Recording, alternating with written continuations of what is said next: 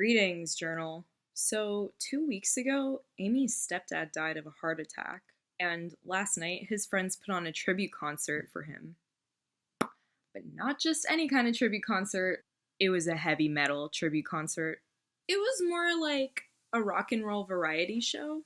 First, there was this really southern style classic rock band.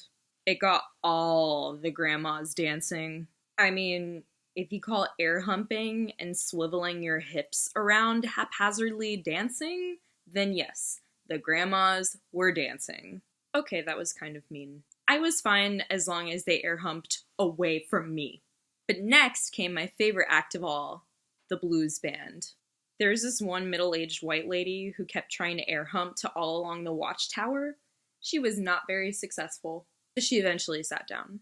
I think that the best song that they sang was the one in which the bearded guy sang about diabetes and how his first true loves were Nabisco and Hostess.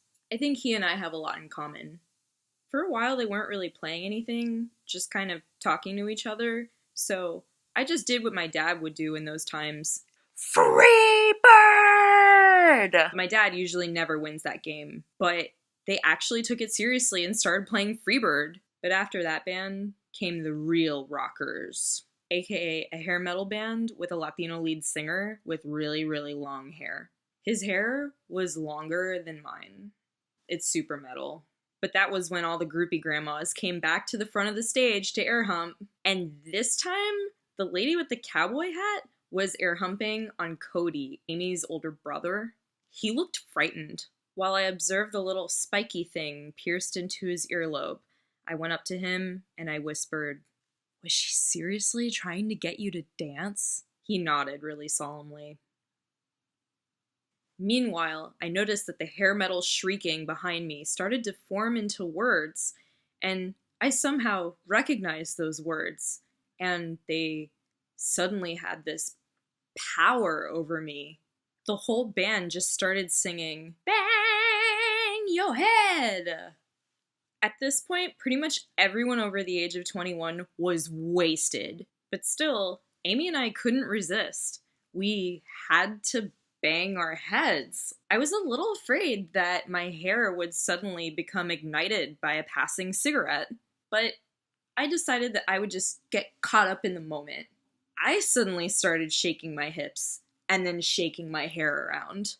It was almost like I was really starting to like metal again, just like my old self.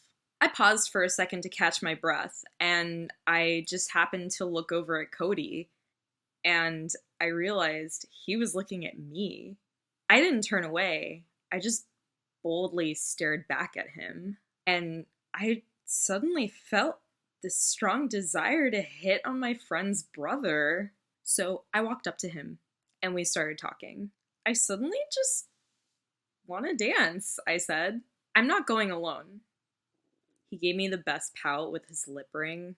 "I'll dance with you," Cody said. I put my hands on my hips and said, "You will dance with me? Are you sure you can?" "Yeah," he said smugly. "Yeah, Cody, I want to see you dance," said his mom. And it kind of scared both of us. I don't know anymore," Cody said. So the wacky hair metal band ended their act with a cover of Black Label Society's Graveyard Disciples, and the show was over. So people started greeting the family with their condolences.